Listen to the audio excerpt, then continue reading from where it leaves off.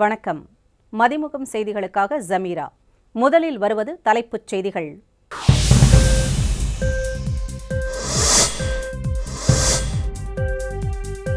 வேளாண் சட்டங்களை திரும்ப பெறாவிட்டால் நாடு முழுவதும் ரயில் தடங்கள் முடக்கப்படும். விவசாய சங்கங்கள் அதிரடி அறிவிப்பு.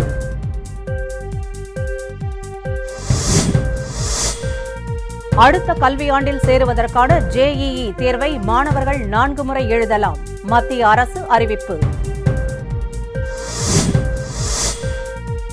தமிழகத்தில் இந்த மாதத்தில் பள்ளிகளை திறக்க சாத்தியமில்லை. அமைச்சர் செங்கோட்டையன் பேட்டி.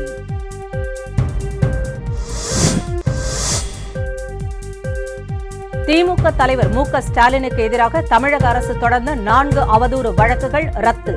போதுமான ஆதாரங்கள் இல்லாததால் சென்னை உயர்நீதிமன்றம் தீர்ப்பு.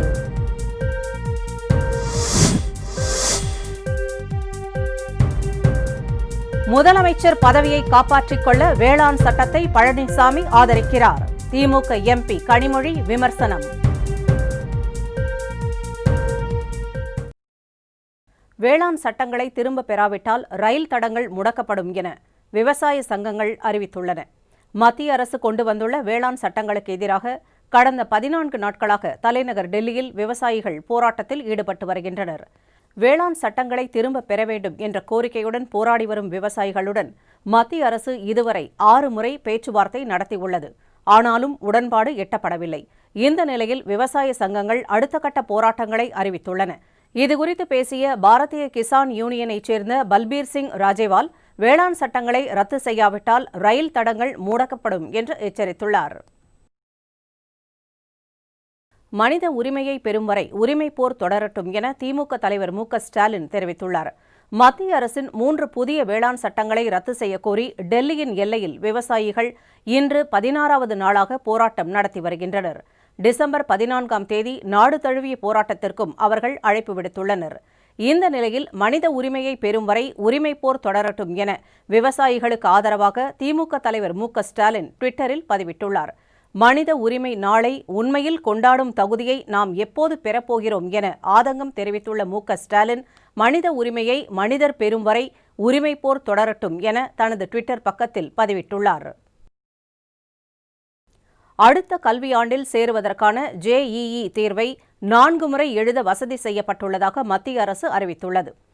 அடுத்து வர இருக்கும் போட்டித் தேர்வுகள் மற்றும் பொதுத் தேர்வுகள் குறித்து மத்திய கல்வித்துறை அமைச்சர் ரமேஷ் பொக்ரியால் மாணவர்கள், பெற்றோர் மற்றும் ஆசிரியர்களுடன் காணொலி காட்சி வாயிலாக கலந்துரையாடினார். அப்போது தேசிய கல்விக் கொள்கை 2020இன் தூதர்கள் மாணவர்கள்தான் என்று குறிப்பிட்ட அவர், கல்விக் கொள்கையை செயல்படுத்துவதில் அனைவரும் ஒத்துழைப்பு அளிக்க வேண்டும் என்று கேட்டுக் கொண்டார். மாணவர்களின் மன உளைச்சலை குறைக்கும் வகையில் அடுத்த கல்வியாண்டில் சேர்வதற்கான JEE தேர்வு பிப்ரவரி மாதத்தில் தொடர்ந்து மாதத்திற்கு 1 முறை என 4 முறை நடத்தப்படும் என்றார். மாணவர்கள் தங்களது வசதிக்கு ஏற்ப எத்தனை முறையும் தேர்வு எழுதிக் கொள்ளலாம் எனவும் அமைச்சர் ரமேஷ் பொக்ரியால் அறிவித்துள்ளார். 265 கோடியே 87,42,000 ரூபாய் மதிப்பீட்டில் கட்டப்படவுள்ள புதிய அரசு கால்நடை மருத்துவக் கல்லூரி மற்றும் ஆராய்ச்சி நிலையத்திற்கு முதல்வர் எடப்பாடி பழனிசாமி காணொலி காட்சி வாயிலாக அடிக்கல் நாட்டினார். தமிழக சட்டப்பேரவையில் 110 விதியின் கீழ் தேனி மாவட்டத்தில் புதிய கால்நடை மருத்துவக் கல்லூரி அமைக்கப்படும் என்று முதலமைச்சர் அறிவித்திருந்தார். அதன்படி தேனி மாவட்டம் வீரபாண்டி கிராமத்தில் 253.64 ஏக்கர் நிலப்பரப்பில் 265 கோடியே 87,42,000 ரூபாய் மதிப்பீட்டில் கட்டப்படவுள்ள புதிய அரசு கால்நடை மருத்துவக் கல்லூரி மற்றும் ஆராய்ச்சி நிலையத்திற்கு முதலமைச்சர் எடப்பாடி பழனிசாமி நேற்று தலைமைச் செயலகத்திலிருந்து காணொலி காட்சி மூலமாக அடிக்கல் நாட்டினார். இதேபோல் 11ஆம் வகுப்பு மாணவர்களுக்கு இலவச மிதிவண்டி வழங்கும் திட்டத்தை முதலமைச்சர் பழனிசாமி தொடங்கி வைத்தார். பள்ளிகளுக்கு நீண்ட தூரம் செல்லும் மாணவ மாணவிகளுக்கு சிரமத்தை தவிர்க்கும் பொருட்டு தமிழக அரசின் சார்பில் ஆண்டுதோறும் இலவச மிதிவண்டிகள் வழங்கப்பட்டு வருகிறது. அதன்படி நடப்பு கல்வியாண்டில் 5,45,000 மாணவர்களுக்கு இலவச மிதிவண்டி வழங்கப்பட உள்ளது. இதனைத் தொடர்ந்து மறைந்த செய்தியாளர் மோகன் குடும்பத்தினருக்கு குடும்ப உதவி நிதியாக முதலமைச்சரின் பொது நிவாரண நிதியிலிருந்து 2 லட்சம் ரூபாய்க்கான காசோலையை முதலமைச்சர் எடப்பாடி பழனிசாமி வழங்கினார். முதலமைச்சர் பதவியை காப்பாற்றிக் கொள்ள வேண்டும் என்ற ஒரே காரணத்திற்காக வேளாண் திருத்த சட்டங்களை எடப்பாடி பழனிசாமி ஆதரிக்கிறார் என திமுக மக்களவை உறுப்பினர் கனிமொழி தெரிவித்துள்ளார். கோவை பீளமேடு பகுதியில் செய்தியாளர்களிடம் பேசுகையில் அவர் இவ்வாறு கூறினார். அதிமுக ஆட்சி திறமையில்லாத ஆட்சி என்பதால் மக்கள் மிகுந்த வெறுப்பில் உள்ளதாக குறிப்பிட்ட கனிமொழி, வேளாண்மை திருத்த சட்டங்கள் முற்றிலும் நிராகரிக்கப்பட வேண்டியது என்றார். மு.க. அழகிரியின் கட்சி துவக்கம் குறித்து கேள்விக்கு பதிலளிக்க வேண்டிய அவசியம் இல்லை என்றும், மு.க. ஸ்டாலின் முதலமைச்சராவது யாராலும் தடுக்க முடியாது என்றார். ஜெயலலிதா நினைவிடத்தில் கை வைத்தால் கை துண்டிக்கப்படும் என்ற அமைச்சர் கடம்பூர் ராஜுவின் எச்சரிக்கை குறித்த கேள்விக்கு பதிலளித்த கனிமொழி, அராஜகத்தை தவிர அதிமுகவினருக்கு எதுவும் தெரியாது என்றார். இன்று இந்த ஆட்சியை பற்றி விமர்சனம் செய்கிறார்கள். யாருக்கும் வேலை வாய்ப்பை உருவாக்கி தராத ஒரு ஆட்சி. இந்திய சராசரியை விட தமிழ்நாட்டில் வேலையில்லா திண்டாட்டம் என்பது 2 மடங்காக ஏறத்தாழ 50% என்று சொல்லக்கூடிய அளவிற்கு வேலையில்லாத ஒரு நிலை இங்கே இருக்கிறது. தொழில் எல்லாம் பாதிக்கப்பட்டிருக்கிறது. வியாபாரிகள் பாதிக்கப்பட்டிருக்கிறார்கள். விவசாயம் மிகப்பெரிய அளவிலே வேளாண் சட்டங்கள் வருவதற்கு முன்னாலே பாதிக்கப்பட்டிருக்கக்கூடிய ஒரு சூழல். ஆனால் கரும்பு விவசாயிகளாக இருக்கட்டும், மஞ்சள் விவசாயிகளாக இருக்கட்டும், மற்றவர்களாக இருக்கட்டும், யாருக்குமே அழைத்து பேசி அவர்களுக்கு தர வேண்டிய நிலுவைத் தொகையை பெற்று தராத ஆட்சியாக இந்த ஆட்சி செயல்பட்டு கொண்டிருக்கிறது. சென்னையில் தூக்கிட்டு தற்கொலை செய்து கொண்ட சின்னத்திரை நடிகை சித்ராவின் உடல் பெசன்ட் நகர் மின் மயானத்தில் தகனம் செய்யப்பட்டது. விஜேவாக தனது ஊடக பயணத்தை தொடங்கிய சித்ரா அதன் பின்னர் தனது கடின உழைப்பால் சின்னத்திரையில் அறிமுகமானார். 2013ஆம் ஆண்டு தனியார் தொலைக்காட்சி ஒன்றில் நிகழ்ச்சி தொகுப்பாளராக அறிமுகமான சித்ரா தொடர்ந்து முன்னணி தொலைக்காட்சிகளில் ஒளிபரப்பாகும் சீரியல்களில் முக்கிய கதாபாத்திரத்தில் நடித்து புகழின் உச்சிக்கு சென்றார். இதனால் இவருக்கென்று தனி ரசிகர் கூட்டமே இருக்கிறது. இந்த நிலையில் சென்னையை அடுத்த நசரத்பேட்டையில் தாம் தங்கியிருந்த நட்சத்திர ஹோட்டலில் கடந்த புதன்கிழமை அதிகாலை சித்ரா தூக்கிட்டு தற்கொலை செய்து கொண்ட சம்பவம் கடும் அதிர்ச்சியை ஏற்படுத்தியது. இதுகுறித்து அவரது காதலர் ஹேம்நாத் அளித்த தகவலின் பேரில் விரைந்து வந்த போலீசார் தூக்கில் தொங்கிய நிலையில் நடிகை சித்ராவின் உடலை மீட்டு சென்னை கீழ்ப்பாக்கம் அரசு மருத்துவமனைக்கு அனுப்பி வைத்தனர். ஆனால் நடிகை சித்ரா தற்கொலை செய்து கொள்ள வாய்ப்பில்லை என அவரது நண்பர்கள் கூறியதால் விசாரணை தீவிரப்படுத்தப்பட்டதுடன் கோட்டாட்சியர் விசாரணைக்கு உத்தரவிடப்பட்டது. அவருடன் தங்கியிருந்த காதலர் ஹேம்நாத்திடம் கிடுக்கிப்பிடி விசாரணை நடத்தப்பட்டு வருகிறது. இந்த நிலையில் சென்னை கீழ்ப்பாக்கம் அரசு மருத்துவமனையில் நடந்த பிரேத பரிசோதனைக்கு பிறகு சித்ராவின் உடல் உறவினர்களிடம் ஒப்படைக்கப்பட்டது. இதையடுத்து கோட்டூர்புரம் வீட்டிற்கு எடுத்து செல்லப்பட்ட சித்ராவின் உடலுக்கு திரைத்துறையினர், ரசிகர்கள் என ஆயிரக்கணக்கானோர் கண்ணீர் அஞ்சலி செலுத்தினர். அதன் தொடர்ச்சியாக அவரது உடல் நேற்று மாலை ஊர்வலமாக எடுத்து செல்லப்பட்டு பெசன்ட் நகர் மின் மயானத்தில் தகனம் செய்யப்பட்டது.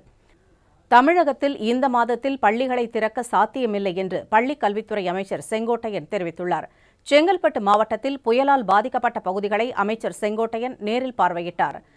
பாலாறு பகுதி, ஈசூர், நீலமங்கலம், வெள்ளகொண்ட அகரம், வெண்ணாங்குப்பட்டு ஆகிய பகுதிகளில் ஆய்வுப் பணியை மேற்கொண்டார். பின்னர் செய்தியாளர்களிடம் பேசிய அமைச்சர், தமிழக அரசு மேற்கொண்ட குடிமராமத்து பணி காரணமாக வெள்ள பாதிப்புகள் குறைந்துள்ளதாக தெரிவித்தார். தொடர்ந்து பேசிய அவர், இந்த மாதம் பள்ளிகள் திறப்பதற்கான வாய்ப்புகள் இல்லை என்றும் பள்ளி திறப்பது குறித்து முதலமைச்சருடன் கலந்து பேசி முடிவு எடுக்கப்படும் என்றார். நம்முடைய முதலமைச்சர் பாரத பிரதமரோடு பேசியிருக்கிறார். இங்கே எவ்வளவு சேதங்கள் ஏற்பட்டிருக்கிற புள்ளி விவரத்தை ஒரு தோராயமாக குறிப்பிடப்பட்டிருக்கிறது. விரைவில் அதற்கான முழுமையான வடிவங்கள் அமைத்து அவர் உரிய நடவடிக்கையை முதலமைச்சர் அவர்கள் எடுப்பார். நான் இன்றைய காலை முதலமைச்சரோடு பேசியிருக்கிறேன். இந்த மாதத்திற்கு வாய்ப்புகள் இல்லை. முதலமைச்சர் அவர்கள்தான் அதை முடிவு செய்ய வேண்டும். ஏனென்று சொன்னால் பள்ளியை திறந்தாலே இங்கே நீங்கள் பார்த்திருக்கக்கூடும் எதிர்க்கட்சிகள் எவ்வளவு சவால் விட்டு கொண்டிருக்கிறார் என்பதையும் உங்களால் காண முடிகிறது. ஆகவே கவனமாக பெற்றோர்கள், மாணவர்கள், கல்வியாளர் அனைவருடைய கருத்துக்கள் அறிந்து முதலமைச்சர் அவர்கள்தான் அந்த முடிவுகளை மேற்கொள்வார். திமுக தலைவர் மு.க. ஸ்டாலினுக்கு எதிராக தமிழக அரசு தொடர்ந்த 4 அவதூறு வழக்குகளை சென்னை உயர்நீதிமன்றம் ரத்து செய்து உத்தரவிட்டுள்ளது. தமிழக முதலமைச்சராக ஜெயலலிதா இருந்தபோது அவரை பற்றியும் தமிழக அரசு குறித்தும் ஸ்டாலின் தெரிவித்த கருத்துக்கள் குறித்து தமிழகத்தில் பல்வேறு நீதிமன்றங்களில் அவதூறு வழக்குகள் தொடரப்பட்டன. அந்த வழக்குகளில் 12 வழக்குகள் நீதிபதி சதீஷ்குமார் முன்பு நேற்று மீண்டும் விசாரணைக்கு வந்தது.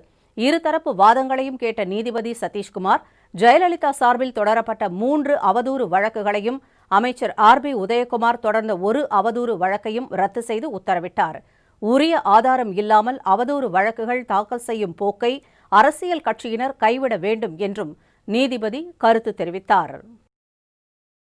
தமிழகத்தில் மேலும் 1220 பேருக்கு கொரோனா தொற்று உறுதி செய்யப்பட்டுள்ளது. தமிழகத்தில் கொரோனா பாதிப்பு குறித்த அறிவிப்பை சுகாதாரத்துறை நாள்தோறும் வெளியிட்டு வருகிறது. அதன்படி நேற்று மாலை வெளியிட்ட அறிவிப்பின்படி கடந்த 24 மணி நேரத்தில் தமிழகத்தில் புதிதாக 1220 பேருக்கு கொரோனா தொற்று உறுதி செய்யப்பட்டுள்ளது. இதன் மூலம் தமிழகத்தில் மொத்த பாதிப்பு எண்ணிக்கை 7,95,240 அதிகரித்துள்ளது. அதேபோன்று நேற்று ஒரே நாளில் மட்டும் 17 பேர் உயிரிழந்தனர். இதனால் தமிழகத்தில் கொரோனாவுக்கு உயிரை பறிகொடுத்தவர்களின் எண்ணிக்கை 11,853 உயர்ந்துள்ளது. மதுரையில் விடுதலை சிறுத்தைகள் கட்சி நிர்வாகியை படுகொலை செய்த குற்றவாளிகளை உடனடியாக கைது செய்ய வலியுறுத்தி அக்கட்சியினர் சாலையில் அமர்ந்து போராட்டத்தில் ஈடுபட்டனர். மதுரை தெற்கு உசிலம்பட்டி தாலுகாவிற்கு உட்பட்ட பன்னியான் கிராமத்தில் விடுதலை சிறுத்தைகள் கட்சியின் நிர்வாகியான செந்தில் என்பவர் மர்ம நபர்களால் வெட்டி படுகொலை செய்யப்பட்டார். இந்த நிலையில் குற்றவாளிகளை உடனடியாக கைது செய்ய வலியுறுத்தி மதுரை அரசு ராஜாஜி மருத்துவமனை முன்பு விடுதலை சிறுத்தைகள் கட்சியைச் சேர்ந்த ஆண்களும் பெண்களும் சாலையில் அமர்ந்து போராட்டத்தில் ஈடுபட்டனர். இதனால் அப்பகுதியில் பரபரப்பு ஏற்பட்டது.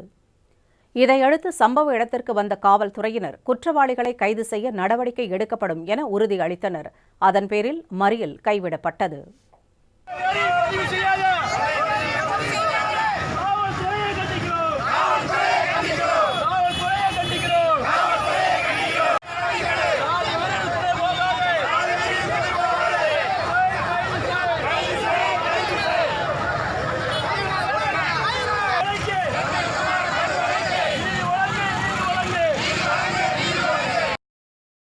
எட்டு வழி சாலைக்கு நிலம் கையகப்படுத்தும் பணி நடைபெற்றால் அதனை தடுத்து நிறுத்துவோம் என்று தமிழ்நாடு விவசாயிகள் சங்க பொதுச் செயலாளர் சண்முகம் கூறியுள்ளார். கடும் எதிர்ப்பிற்கு மத்தியில் 8 வழிச்சாலை பணிக்கு உச்சநீதிமன்றம் அண்மையில் அனுமதி அளித்தது. இதனால் அந்த சாலை அமையவுள்ள பகுதிகளில் வசிப்போர் மிகுந்த கொந்தளிப்பில் உள்ளனர். இந்த நிலையில் திருவண்ணாமலையில் சென்னை சேலம் 8 வழிச்சாலை எதிர்ப்பு இயக்கத்தின் சார்பில் அவசர ஆலோசனைக் கூட்டம் நடைபெற்றது. இதில் திருவண்ணாமலை, சேலம், தருமபுரி, காஞ்சிபுரம் ஆகிய 4 மாவட்டங்களைச் சேர்ந்த இயக்க நிர்வாகிகள் மற்றும் விவசாயிகள் சங்க பிரதிநிதிகள் பங்கேற்றனர். கூட்டத்திற்கு பின்னர் செய்தியாளர்களை சந்தித்த தமிழ்நாடு விவசாயிகள் சங்க மாநில பொதுச் செயலர் சண்முகம் பாதிப்புகளை உணராமல் 8 வழிச்சாலைக்கு உச்சநீதிமன்றம் அனுமதி வழங்கியுள்ளதாக குற்றம் சாட்டினார். மேலும் நிலங்களை கையகப்படுத்தினால் அதை கடுமையாக எதிர்ப்போம் என்றும் சண்முகம் கூறினார்.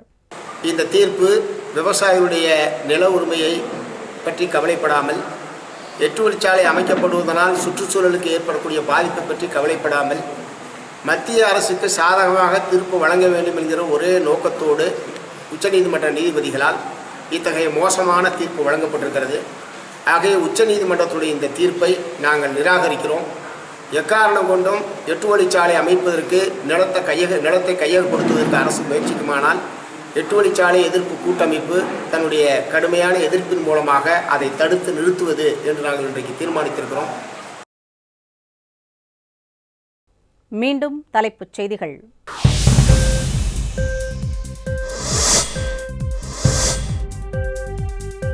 வேளாண் சட்டங்களை திரும்ப பெறாவிட்டால் நாடு முழுவதும் ரயில் தடங்கள் முடக்கப்படும். விவசாய சங்கங்கள் அதிரடி அறிவிப்பு.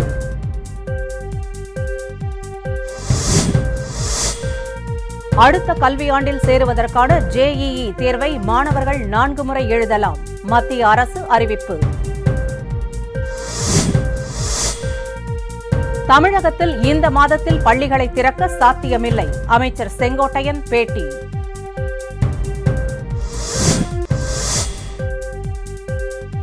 திமுக தலைவர் மு.க. ஸ்டாலினுக்கு எதிராக தமிழக அரசு தொடர்ந்த 4 அவதூறு வழக்குகள் ரத்து. போதுமான ஆதாரங்கள் இல்லாததால் சென்னை உயர்நீதிமன்றம் தீர்ப்பு.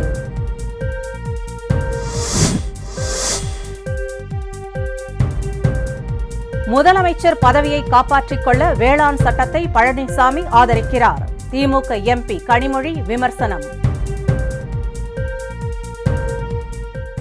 இத்துடன் செய்திகள் நிறைவடைந்தன. மீண்டும் செய்திகள் பிற்பகல் 1:30 மணிக்கு. அண்மை செய்திகளை உடனுக்குடன் தெரிந்து கொள்ள www.madimugam.com என்ற இணையதளத்திலும் மதிமுகம் யூடியூப் தளத்திலும் இணைந்திருங்கள். வணக்கம்.